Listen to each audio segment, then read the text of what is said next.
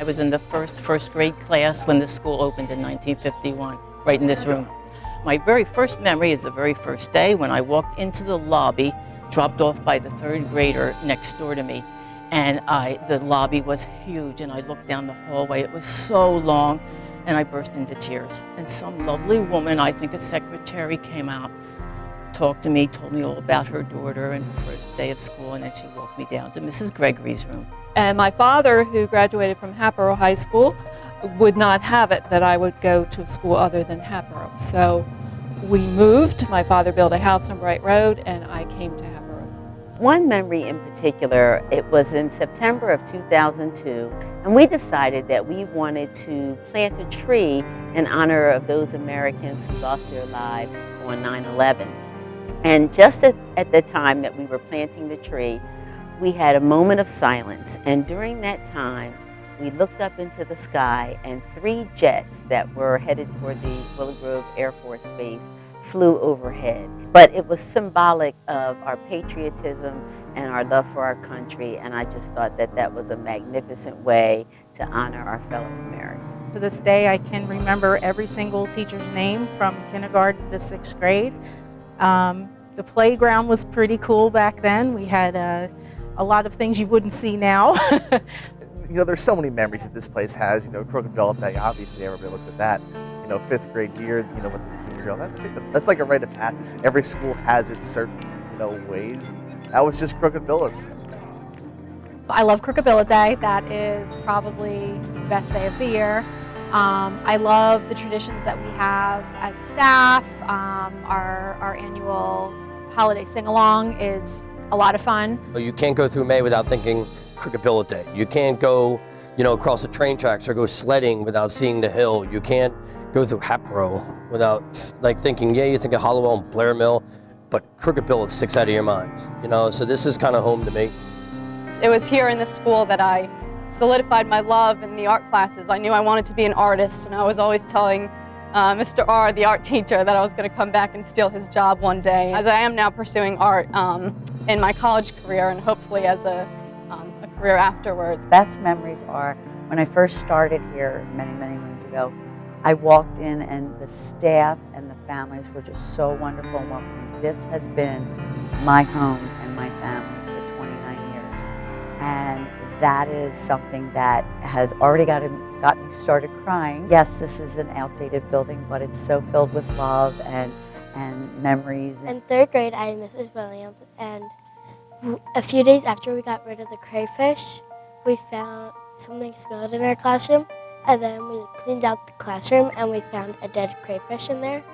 My favorite memory, one of them is every year since kindergarten, my mom, she will go to the same spot at the bridge where I walk to school every day. And she'll take a picture of me so she can see how I've gotten bigger over the years. Dr. Loper, at one time, he said, Fred, I want you to dress up for Crooked Billet Day. I said, but Dr. Loper, I do Civil War reenacting. I don't care, wear the uniform. The one year I did wear, or 2 years, Civil War uniform. And I've been doing that ever since. It keeps me young. I'm only 84. When you come to Crooked Billet, it's always so warm and nice.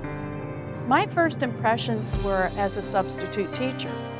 And I found that the office staff was very helpful, very friendly, as were the other teachers. And when I became employed by the district and worked in this building, it was the same atmosphere.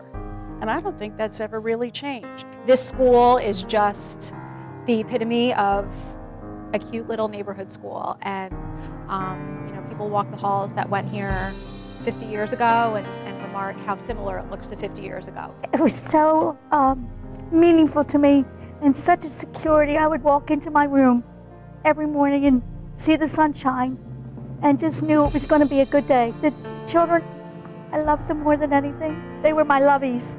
It was just such a good school to work in. So what I've done as principal of Keith Valley, try to keep that sense of community and remembering what it was like to be a kid coming from an elementary school to the middle school.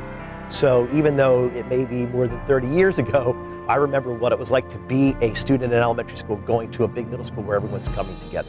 I'm leaving behind my window. My window is right on the playground, and it's where parents come knocking when they have a question for me, or past students.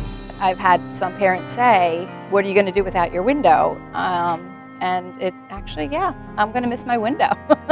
I'm gonna miss it because I'm the second generation in my family to go here. Well, it's gonna be an end of an era for us. Everybody remarks about the carpeting in our gym and how they can't believe our gym is carpeted, and we love our carpeted gym. It makes it a cozy place to hold school assemblies, and so we will definitely be leaving the carpet in the gym behind. What I'll miss the most is that whenever we're at field day, I like while I'm waiting to go up to play the game, I like looking up at the projects that the kids make up on the windows. I'm gonna miss the whole thing. I'm going to be sad for this Crooked Billet to go, but I can't wait for the new Crooked Billet. And I'll be glad that that one set of stairs up to my classroom that we all trip on will be gone. When I first found out the news, I didn't think it was true at first. I was like, I don't think that's gonna happen. That's not allowed to happen.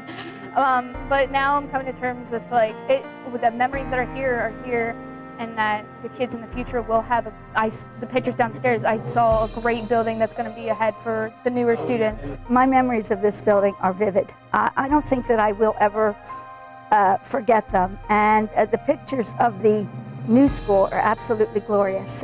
Seeing that rotunda and Crooked Billet being built on Revolutionary War grounds is something beyond. And seeing what they're going to do with those memories and those pictures for the new school make it really worthwhile. Well, I've been basically on and off crying for 2 weeks. 1, my older son is the last class here. 2, that my school is not going to be here. 3, I live right up the street, so it's going to be something that I see every day as it gets broken down and then built back up. I hope it has air conditioning because I'm sweating. I sweat a lot. And contrary to popular belief, I'm okay whether there's air conditioning or not. A pool and hopefully air conditioning. I would really like to see a big new gym or a big cafeteria, because it'll be different and it will probably be a lot more people that you can make friends with. As a kid, this is the first place where kids are challenged. They're develop their thinking skills, their writing skills, being artistic. I guess to get better, you got to do away with some of the old, and I'm really thrilled that they're making the choice, even if it is to bring this building down, to move forward and carry on the legacy of that sense of community and that sense of pride within the school. And I'm excited for the new era. It's going to be fun seeing other people create good memories when they look at this school and remember their good times. As we've been planning for the end and the celebrations for the end of Crooked Billet, things have started falling apart here. And we've joked about the library wall collapsed the other day, and we've just made jokes like the building is telling us it's time to go.